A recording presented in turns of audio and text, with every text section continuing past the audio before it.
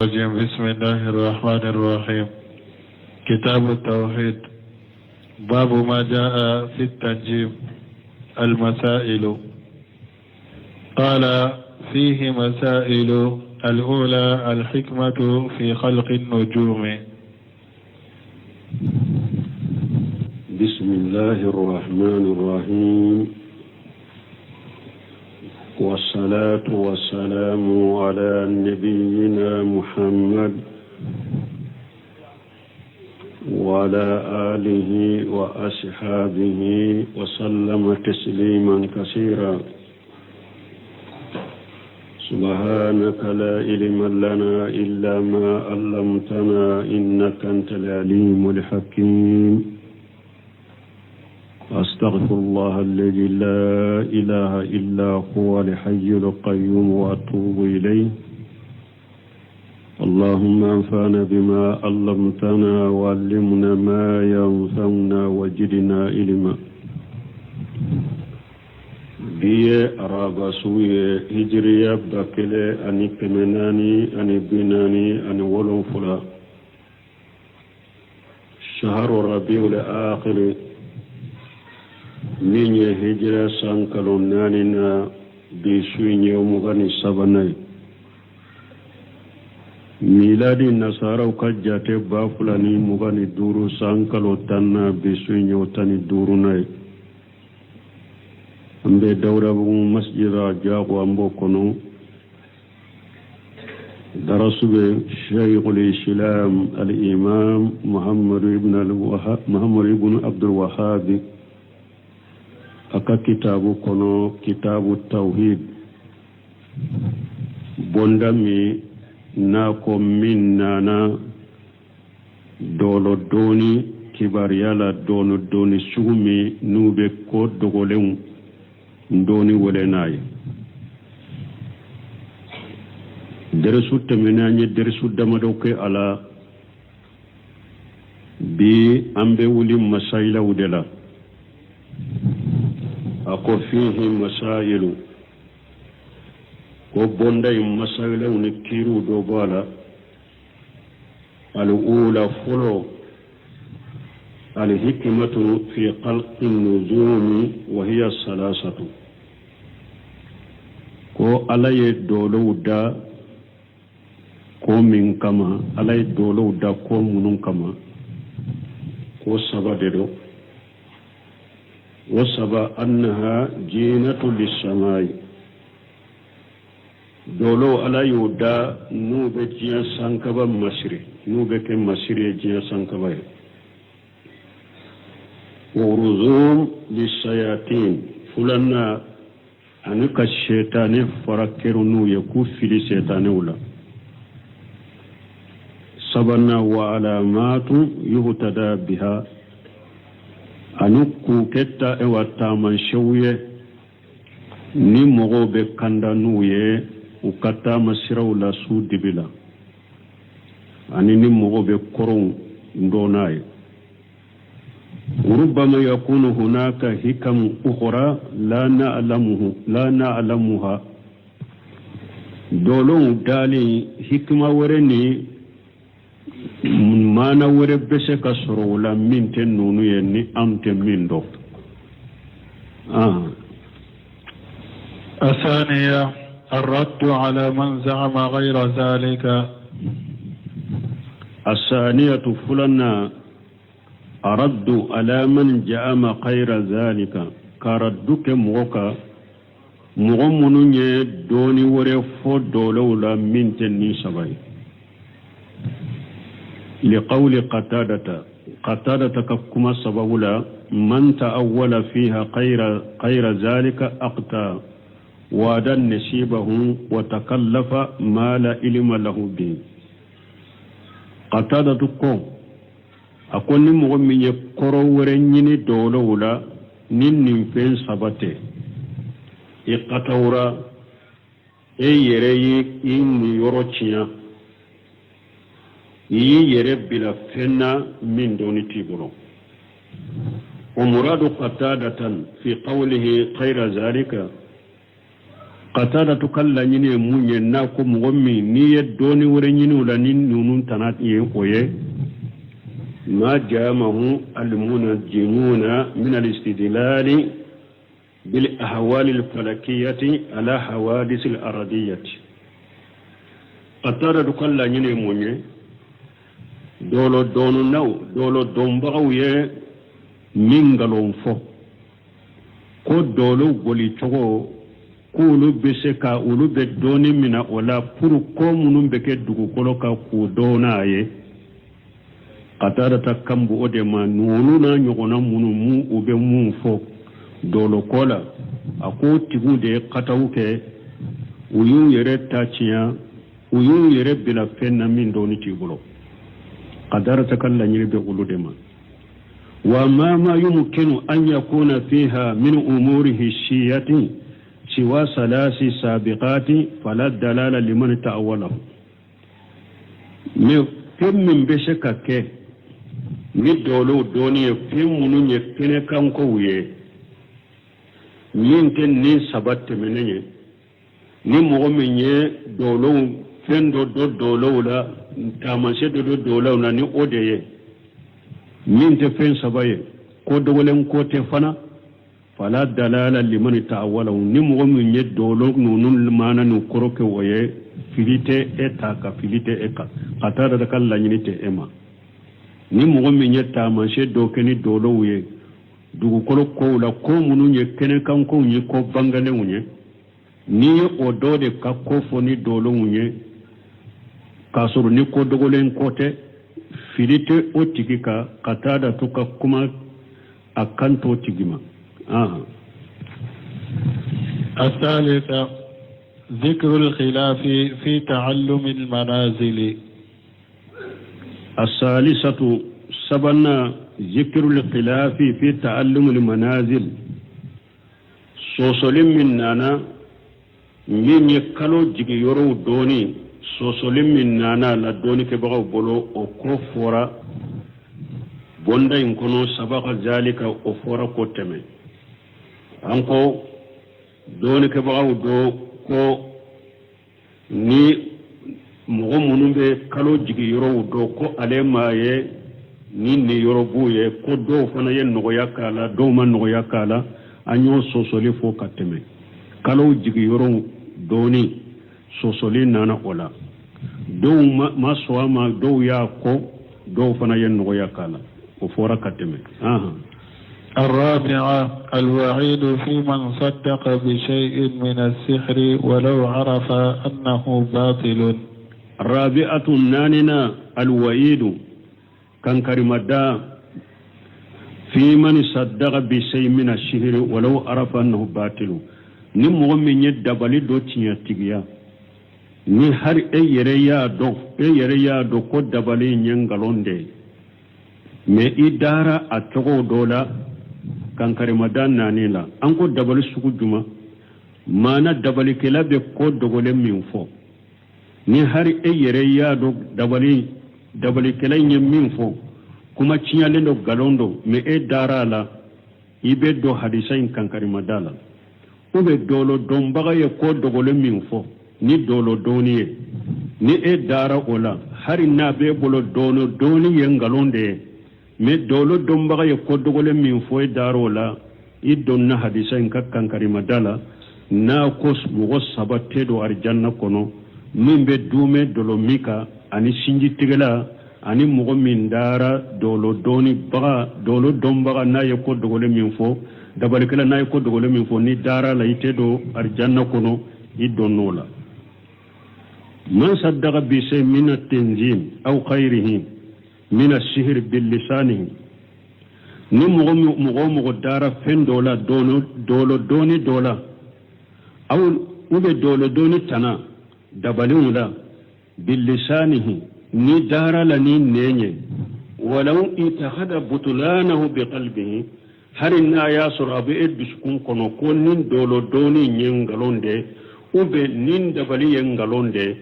me dabali kala yemmin fu ya tiya tigani nenye fa inna alayhi hajal wa idan donc nin kankar madam be hadisa kono abika dolo dombaga ko dogole min fo ya cinya tigani nenye hari nabe e bolo ko dono doli en galoye ni dabali kala ye ko dogole min fo iya cinya tigani nenye me abe duskun kono ko dabali kala in ka kuma nyen galonde dalman ke hari no bi duskun na de me ni ya cinya tigani nenye ko ye min fo cinya do idonna hadisa in ka kankare madakono kayfa yusaddiqu wa huwa ya'rifu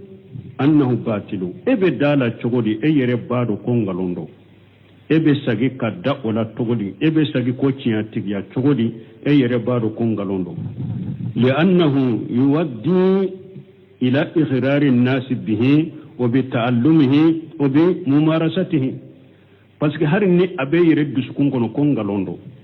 me ni dara la ni nenye ya ciya tigani nenye obe ke sababu ka mogo de marasa ni koyinye a karasa yere ko cinya de do hari na ya sura lebe e dusukun kono ko ngalondo wulu te dusukundo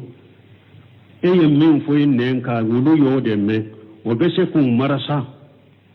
menye nindolo domba ka kuma ka dala obe se kun marasa nin dabali kala ka kuma ka dawla obe se ka ke sababu obe bara ke dolo bara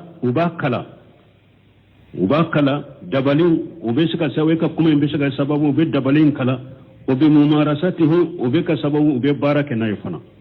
iku kuma in bisa ku mo marasa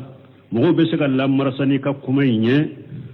o ka kuma in bisa ka sababu mo ube dolo donin kala ika kuma in bisa ka sababu ube baraka ni dolo doni inye wode ya to hari ne yere dusukun kono nin galondo me niya sabati ni nenye idonna hadisa in kankar madakono باب ما جاء في الاستسقاء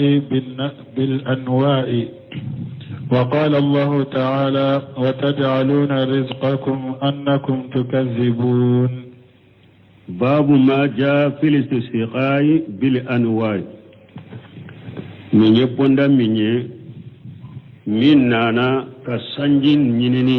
كسانجين نالي كدامبي كتا دولو ما كسببو كدولو دوye haramu min nano la ni balila min nano la ngonda fana bena kuma odeka kasanji fana nali dambi kata dolo ma ambena famu sarahuni bonda kono chogoya sabadero chogoya folo ni abe mogo min bolo sanjin bi bena sanjin min bake kana ube ni sanjin min nana e bolo dolo nyere debe sanjin dila dolo nyere debe sanjin nata na yere ye ka surala kallatige tala ni nye musirkiya kumba bade nabi labbo silamiya kono parce que iye dan fenwere ke dali kela ye minte alay mais ni mogo min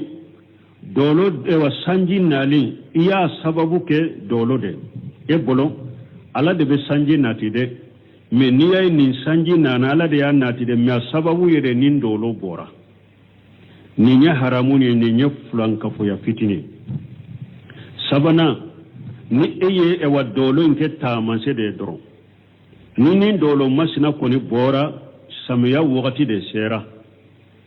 sanji wakati sera eya ke komi tamanse de doro eta daga lendo basitika atilanu kata nintila yuruma saba aku wa qawlullahi ta'ala wa taj'aluna rizqakum annakum tukadzibun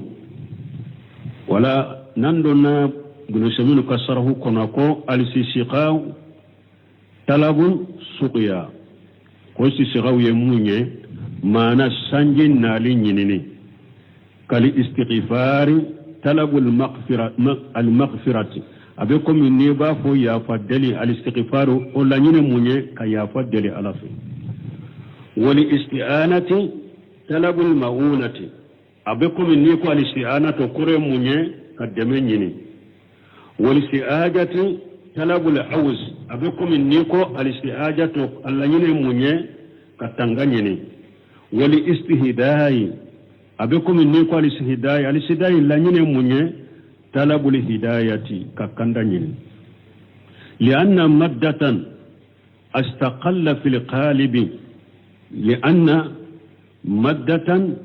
استفعل في القالب تدل ala talabi parce que madda min be matière min be nani bi istifi'ali mana ka fenkeli nyini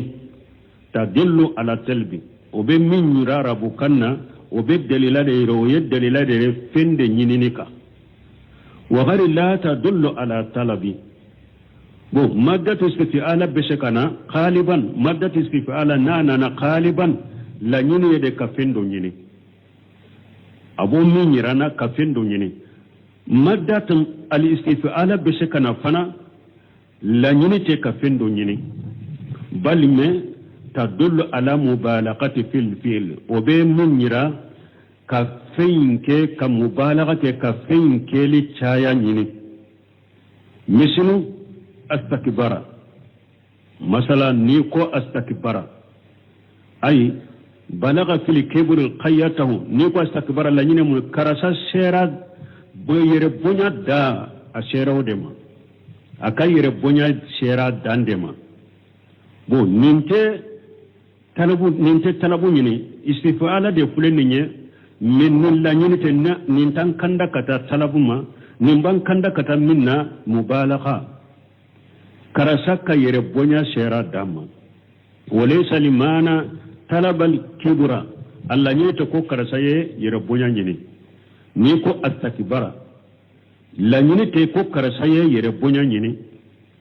o la nyini de ke munyo o be munyirana karasaka yere bonya shera dama donc sino istifiala maddatu istifiala kachaya abena nyini de ka mais a dobe se kana mubalagha pour ka fense adamman la nyinite nyinini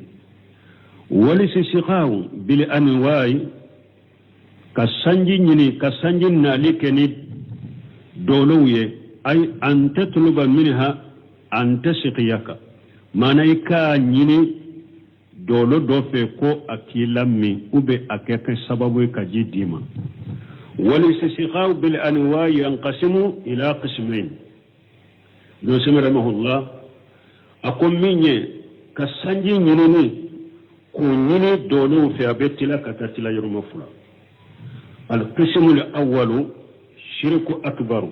وله صورتان أتلا يرمفلا كسنجي نيني كني دولو يه تلما يرمفلا مشركيا كمبابا ديدو ومشركيا كمبابا يفنا لا حالا فلا بالا تشوكويا فلا بالا الأولى فلو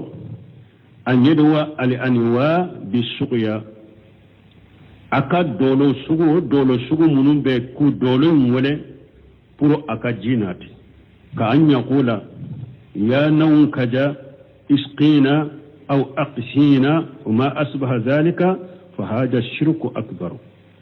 مثال لا يكافو نين دولو مسنا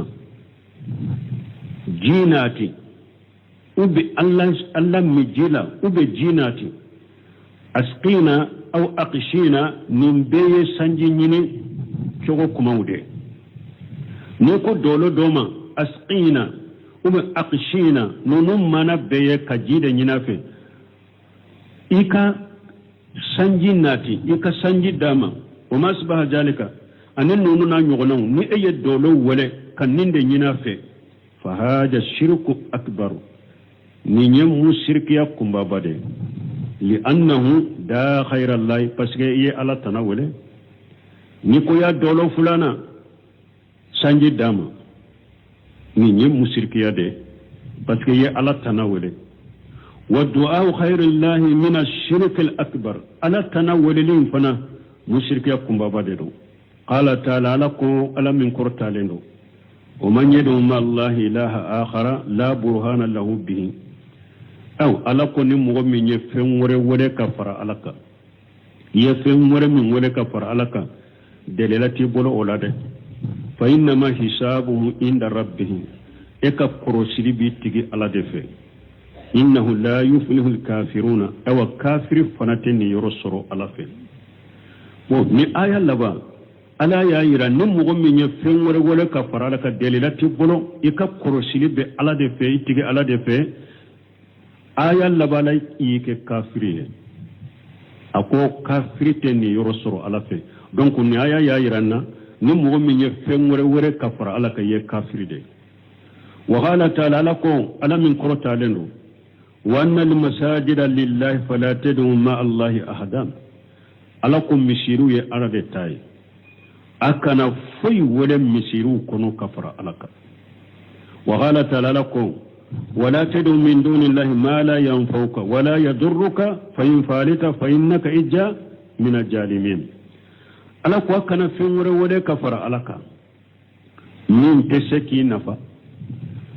a tɛ se ka tɔɔrɔ ɲɔni ka bɔ i ka fana a tɛ se ka tɔɔrɔ lasi ma fa in falita n'i y'o kɛ ka fen wɛrɛ ka fara ala kan fa innaka i filɛ i jamina jalimina e ye tɔɲalikɛla de tɔɲali min filɛ nin ye musirikiya tɔɲali kunbaba min bɛ labɔ diinɛ kɔnɔ إلى غير ذلك من الآيات الكثيرة دلت على النهي عن دعاء خير الله كتا من آية ونانيغنوما وكتا منهم بي دليل يرانا كمبلي أنك نفهم ولا كفر عليك وأنه من الشرك الأكبر أن النوء آية وبايرانا فنا كفهم ولا كفر عليك مشرك يكون بابادو donc نيني كسانجي ني دولو في a musirikiya kunbaba a tilama yɔrɔ fɔlɔ musirikiya kunbaba don o musirikiya kunbaba fana bɛ tila ka taa fulana fɔlɔ de filɛ nin ye k'a fɔ dɔlɔ masina sanji naati sanji ko banna nin ye musirikiya kunbaba ye i ye fɛn wɛrɛ ka fara ala kan a saniyatu fulana an ye nin saba husula li amtari la hajil anwai i ka sanji nali i ka a dambi kata nin dolo masina nin dolo imma ala anna hiya alfa'ilatu bi nafsiha duna allah ka jatemina dolo nyere de bese ka jinnati ema dolo yimole de me sanji minana iya dambi kata dolo imma ka ke komi dolo nyere de ye jinnati ka suruni alate wala lam yaduha har ni ma dolo yimole fa haja shirku akbar fi urbubiyyati nin fana ye mushrikiya kunbaba ye i ye fen fara ala ka dalila i ye do fara ala ka dalila wali awwalu fil ibadati folo ye de i ye do fara ala ka bato la parce que welele o ye bato de welele ka dolo wele nin dolo masina sanji dama an ko mushrikiya kunbaba do ne i ye mushrikiya min ka o yɔrɔ la i ye musirikiya kɛ ka fɛn fara ala ka bato de la o yɔrɔ la mais nin cogoya filanan min filɛ nin ye sanji min nana i ma dɔlɔ in wele dɛ mais i ye sanji nali danbe ka taa dɔlɔ in de ma k'a kɛ komi dɔlɔ in yɛrɛ de ye sanji nati n'a yɛrɛ ye ni ala tɛ nin fana ye dɔ fara ala ka dali la u b'a fɔ nin de ma ye dɔ fara ala ka fi urububiyati dali la wali awwal fil ibadati fɔlɔ i ye dɔ fara ala ka bato la لأن الدعاء من العبادة parce que وللي في وللي ويبطو ده وهو متضمن للشرك في الربوبية أو نية في فنا ولا كفر علىك كدو فرق على مشركيا كدو فرق علىك دالي فنا لا وبو أكون ده نية في فرق علىك بطولا donc شرك في الربوبية وبدو كنو لأنه لم يدعوها إلا وهو يعتقد أنها تفعل وتغلي لحاجته parce que أي فهم من ولد إما ولد فوي كما فويا ولد أبي بسكون كنود نفوله كمن ولد أفنى بسك فين دوكي أبسك حاجو دونيا نبو ولد بيكونود ياتو يا ولد donc ni fɛn wele ka fara ala kan i ye dɔ fara ala ka bato la n'i ye dɔ fara ala ka bato fana la mushrikiya fi urububiyya o dɔnn'o kɔnɔ parce que i m'a wele abada fo a b'i dusukun kɔnɔ de ko a bɛ se ka ko ɲɛnabɔ a bɛ se ka haaju ɲɛnabɔ o de y'a to i y'a wele nin ye awa dɔwɔlɔw ka sanji nali danbe ka taa dɔwɔlɔw ma a tilama yɔrɔ fɔlɔ mushrikiya kunbaba an k'o fana bɛ tila ka taa fula o fura ye nin ye n'i ye dɔwɔlɔ wele ko a ka sanji nati i ye dɔ fara ala ka weleli la bato la n'i ye dɔwɔlɔ nali ji sanji nali danbe ka taa dɔwɔlɔ ma mais i m'a wele i y'a kɛ komi dɔwɔlɔ yɛrɛ de sanji nata n'a yɛrɛ ni ala tɛ يدفر على كداليلا القسم الثاني من يكسنجي نالي دمبي كتا دولو ما تلاما يرو فلانا شرك الأصغر ويفلان كفو فتنين مشرك يا فتنين وهو أن يجعل هذه الأنواع سبب ما اعتقاده أن الله هو الخالق الفاعل ويكاد دولوي كسنجي نالي دمبي كتا دولوي ما مي أي دولوي كي سبب دروندي مي أبي بسكون كنو ko ala de be fembe da ala de be fembe ke ni sanji ala de ya da ni sanji ala de ya nati ni sanji nali e ya sababu ke dolo inde ya anna kullu man jala sababa lam yajalhu Allah sababan la bi wahyihi wala bi qadarihi fa huwa mushriku shirk asghara parce que mugo ni e fendo ke sababu e femmi ala ma ke sababu ye ni wahawye ama ke sababu ye na kala tige oye etigi etto de ko mushriki ya fitini iye mushriki ya fitini donc wa sanji nali dambe kata dolo ma to ya fulana de fulana ni na be e bolon dolo inte se ka fenda atese ka fente ala de aka sanji da ala ye sanji nati me sanji ko ni nali sababu keranin dolo de ni nyem musirki ya fitini ambeta aya na ko qawlu ta'ala wa taj'aluna tusayyiruna na ko wa taj'aluna abe labalike abe kelike tusayyiruna abe kelike hiya tanshibu maf'ulayn abe maf'ulu fulade ken nasabai al awwalu yurji'a aboke nasabai wasani anna ayoke nasabai wana watajaluna irjiga ker nasabai annakum anna infana ker sababu e wa nasabai irjigakum ker nasabai annakum ker nasabai wama dagalat alayhi fi tawili masdar min donnala min tawilu ya masdar de maf'ulu sani wa taqdiru kuma lanyini وتجعلون يرجغكم كأنكم تكذبون أو تكذيبكم أو باكا ألا يغرجغ من دوما أكا غرجغ أباكي كاتبكم أبي ألا غلون تغياد أو تكذيبكم أو كغرجغ كيرا أو تكذيبكم وكيرا أكا غلون تغيالي تكذيبكم وكيرا أكا غلون تغيالي ولمانا tukajibuna annahu min indillahi mana munye abake ka galontigeya ka funne mai mabbo alafe haisu tudifuna husulahu ila ghairihi tumama abake kan nemai surulid dambi kata alatanama mana aka garjagale ala ya ka garjagalin minke aye garjagalin ke kumi kake aba ala galontigeya aw takjibakum ube aka garjagali kera galu aka galon tigiyaliye kala kan neman galon tigala mana munye doro tukajibuna annahu min indillahi ala ya garjage minke awye aw bake ka garjage galon tigiya ko amabo alafe abe garjage dambe keli dambe kata ala tanama qawluhu rijqakum yurijuhu huwa li ataw na ko yurijuhu garjagali soni dero dili dero wal muradu bi huna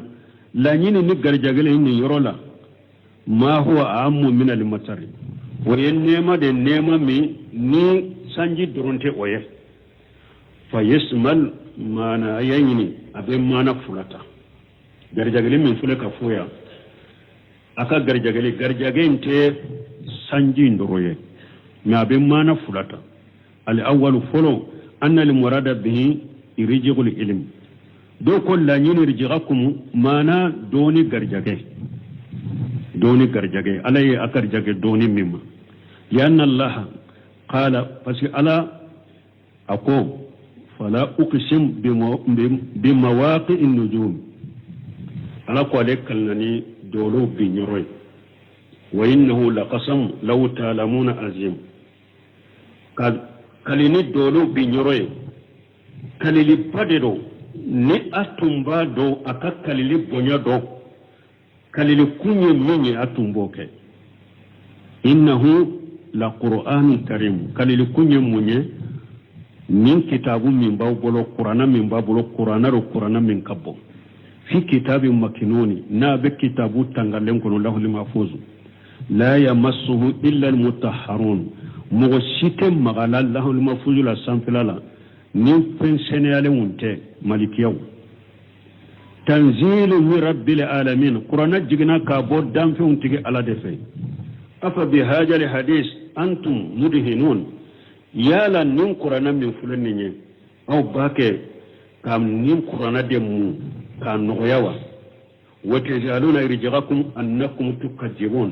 ala yadoni min dawma nin qur'ana ni aba nema galontiya ka ke kuma mabu alafe ya ni nye tawsir fuloy do ye irjiqa inkede qur'ana min diram made qur'ana doni ode kera garjaganya ala ye qur'ana doni min di awma ayu galontiya o nema galontiya ka ke kuma mabu alafe ni nya doye ay takhafunahum fatudhinunahum mana abishra mugunye abe maslaha وتجعلون السكر ما رزقكم الله به من العلم ألا يا أوا نعمة من كاوية ندوني نعمة من كاوية نين دوني أبركة دالي والوهي أني ألا يا نعمة من كاوية نين وهوية أنكم تكذبون به أو يا كبركة دالي كده نابو نعمة قالون تيا نعمة نين دوني من ديراوما نين وهو من ديراوما أو يا كبركة دالي كده قالون تيا ده وهذا هو جاهر الشياق لآية بنسمين كو آيين نسمالي جاهرو كو وبنين ديا نينا مانا فلوي أساني مانا فلنا أن المراد برجل المطر كل نيني نقر جاقين يرولا وسانجي وقد وريا في ذلك حديث أن النبي صلى الله عليه وسلم لكنه ضعيف ويا حديث دون ناتي abo ciden bolo kola ni ciden nin garjage fasaria ka tawsiri ko sanji de do akum mi hadisa illa fulendo illa annahu sahha an ibn abbas radiyallahu anhuma fi tawsir li ayati akum mi as-sahara ka boy ibn abbas bolo alaka je kana anaka fa bema ni ayat tawsirila anna al murada bi rijri al matar ibn abbas ko rijri mu fora ayen kono ko Allah nyini ye sanjide wanna takjiba bihi nisbatuhu ila anwa'i bo ko ka e wa sanji nema galon tigari kera munye nu ye sanji ndambi kata doloma muna basa ya tafsiri ni chukuna wa alayhi ninka yakunu ma sakha al muallif li ayata min ajlihi munasiban lil babi tamama nanye kuma inke buna basa tayinye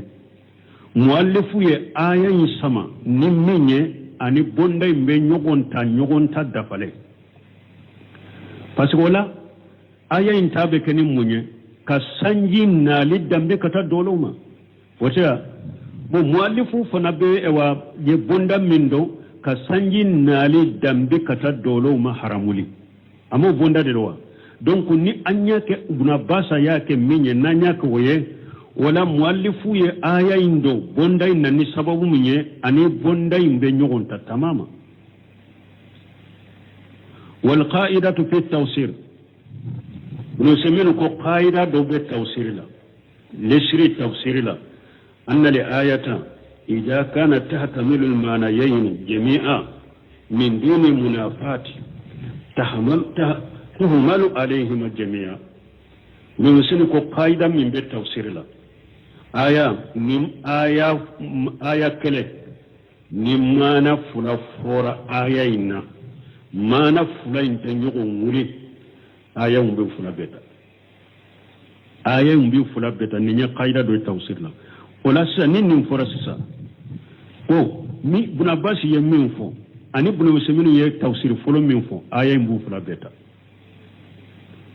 ala ye garjageli min kawye kadoni min dawma ka wahu min chawma ayo o barka dali kede ka o nema o doni nema no wahu nema ka galontiga ayen ba mana don fana bata ala yen e wan nema min kaye kaka garjagalin min ke ka sanji min di auma sanji nema ayu galontiga ya ka dambi kata doloma ayen be mana fulay beta wani hasala bainahuma munafatun tuliba al murajjihu bonni aya ni mana fulan nana aya la mana fulan min te nyogonta ube nyogon wuli wala o mana fulay aya te sheku fulabeta ambe min ka girin mana fulay na min ka girambo de nyini ko ke aya in tafsiri o mana ni ayati ma aya mana ya jumay anna allah yuwabbihu haula alladhina yajaluna as-sukra yarji'u takijiba wal istikbara wal boda ayel la ñune muñamane muñe ala yen ni mogon nonu lakosh munu garjage min diri mawlu ka garjage barika dalil uya ke galontike yalide ani yere bonya ani kumabbo alama mogon munu kan la halakira nin tawla ala yawlude lagosi ayayin kono mogon munu ala yaw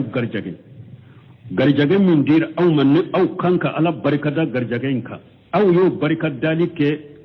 ka nemay ngalontigeya ani kaw yere bonya ani kam mabbo alama لأن السكر يرجع يكون بالتسبيغ والقبول والأمل بالتات المنعم parce que garjagale ni ala yi garjage kan nema do dima nema yin barikadali beke kan nema yin cinyatigiya ka suwama kele wal qabul ani kan nema mina wal amal bi tatil mun'im ani min nema yin ke ka kapato nema barikadali yen ninde ikadda nema ina ikan nema mina ibolo fulala ewa nema ni kela min yin nema ka bato wal fitratu kazalika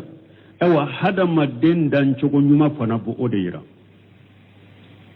nin nema keraye delilawla nin nema keraye mimbe ekan neman ciya tigiya ika mina minye nema kika ika bato delilaw be nyinde yira ewa ko wal fitratu kazalika hadama den dan chogo nyuma afana bode yira la tuqbalu hadama den min ba dan chogo nyuma la tuqbalu an takfuran biman yun'imu alayka ite so mo minye nema ke iye mo minye ewa nema do kiye la tuqbalu an takfara biman yun'imu alayka ite so mo minye nema ke ka fisur waliya hadama den min yere ba hakli nyumanna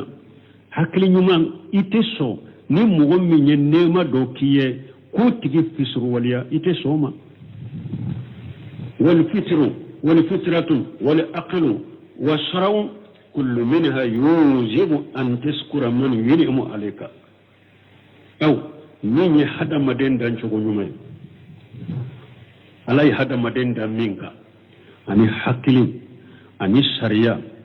nunun be ba yirade ko a wajibilen be hadama den ka minye nema ki kai ka barikada nunun be bo ode yira alam muwadda hadama den da minka ani hakli huma ani sharia kullu minha nunun min kelen fulen ne yujib an taskura man yunum alayka uba wajibi ka de minye nema ki kai ka barikada de sawawan qulina al murad bi rijgi al matar alladhi bi hayatul ard akera saw nanye garjaga inke sanji minni dugu kolo nyana mali be kenaye aw qulina ubi akera sananko inna al murada bihi al qur'an lanyini ni rijgu ye garjaga nye qur'ana de do alladhi bi hayatul qulub qur'ana minni dusuku nyana mali bala nin nema inkiran nin kele fula nin fula kelen keleye hakili be min hadama den dan chogo be min bilika hakili be min bilika sariya be min bilika min yenni nema ki kai ka barkada akera nyake sanji min be du kolo nyana maya akera anyake qur'ana min be du nyana maya fa inna haja min ajami rijqi parce que ode garjage bere pay qur'ana min be du nyana maya ode garjage bere pay fa kayfa yaliqu bil insan cogode na kakani hada madenye an yuqabila hadhihi ni'amata bitakzib ikan ni nema kumbe nyonya ni galontiga yayi o kakani hada madenye cogode kan ni nema min fulani nye ka kumbe nyonya ni galontiga yayi o kaka hada madenye cogode kuma ka hada madenye wala mu kado anna takjiba naw'an ka galontiga le kala kan nema fana galontiga yala ka galontiga ya to ya fulade do ahaduhuma folo takjibu bil lisan al maqal ikan nema galontiga ya ni foli nenye misali bi an yaqula haja kadibu aw li mataru min an niwai wa nahwu zalika ka galontiga linka ni nenye nenka kuma nai o be ke cugudi misali lay ka fu ni nema min fulani nye na ko ala de do ngalo alama ni nema kanka ube kafo ni nema fulani min fule dolo fulana da yake wa nahwu jalika ani nunu na nyona ninye kan nema ingalon tigali foli nenye inenya fo wasani fulana takijebu bil lisani li hali kan nema galon tigaya ni kala halan nenye la halan ne abin nema galon tigaya chukudi bi an yu ajmal anwa wan nujuma